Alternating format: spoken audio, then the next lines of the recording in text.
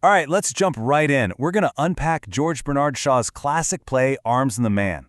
And look, this isn't just some witty comedy. No, it's a full-blown attack on the super unfair class system of the 19th century. You see, Shaw, who is a socialist, basically thought the whole idea of an upper class was just a fake mask people put on. And in this play, he makes this powerful argument that what really matters, a person's real value, is their character and their intelligence, not their family name.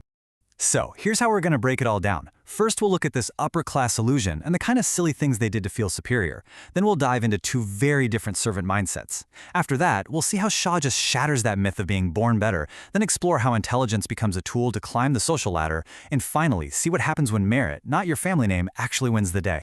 But before we go any further, I want you to just think about this for a second. Is your worth defined by your family or by your actions?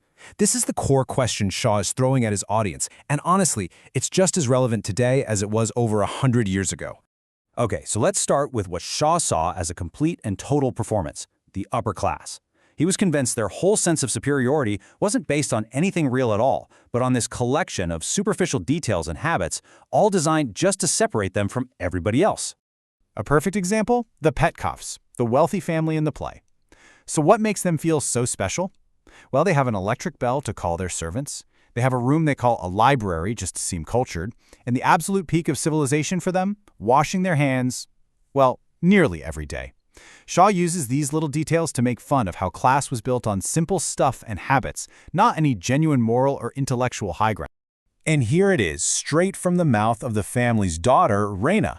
The absurdity of this statement is just wow. She genuinely believes that basic hygiene is a marker of high class. This one line perfectly captures Shaw's whole critique. The foundations of this entire class system are laughably thin. But Shaw doesn't just poke fun at the rich. He also dives deep into how the working class deals with this system. And he does this through two servants, Nicola and Luca, who represent two completely different paths you could take. You can either accept it or you can rebel. So you've got two totally different approaches here. On one side, there's Nicola, the follower. You could call him a realist or maybe just a pessimist, right? He just accepts the social hierarchy, he knows his place, and he plays by the rules to get by. But then you have Luca, and she's the rebel. She completely rejects the very idea that she's somehow inferior to her masters. In her mind, she is their equal in every single way that actually matters.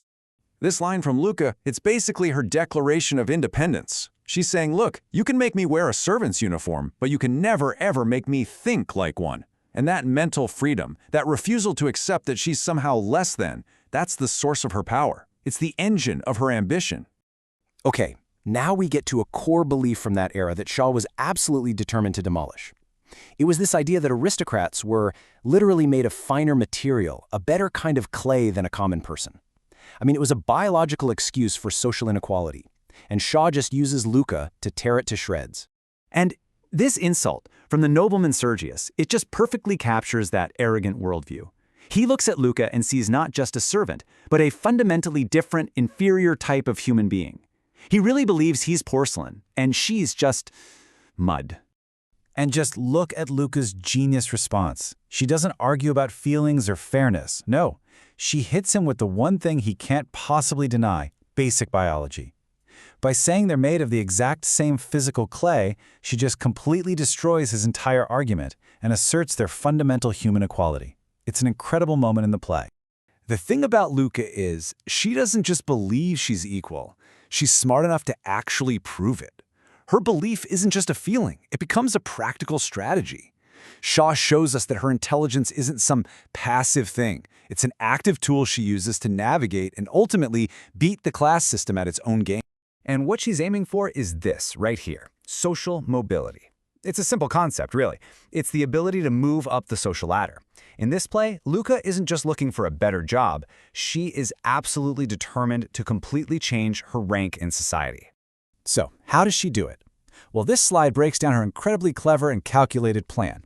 First, she observes that her master, Sergius, is attracted to her, even though he's engaged to Raina. That's his weakness. Second, she challenges his courage, basically taunting him by saying he's too afraid of what people would think to ever marry someone like her. And finally, by wounding his pride, she forces his hand. She pushes him to defy society just to prove he's not a coward. It's a masterful game of psychological chess. So all of this leads to the play's absolutely brilliant conclusion, where the old world, the one built on titles and family names, finally collides with the modern world of personal ability and good old-fashioned hard work. You can just feel it. Those old barriers are about to come crashing down. This table just lays out the final verdict perfectly. You've got Sergius, who represents the old world, right? His value comes from his fancy family title. And his outcome? He loses his aristocratic fiancée. Then you've got Bluntschli, the practical, self-made businessman who's all about the new world.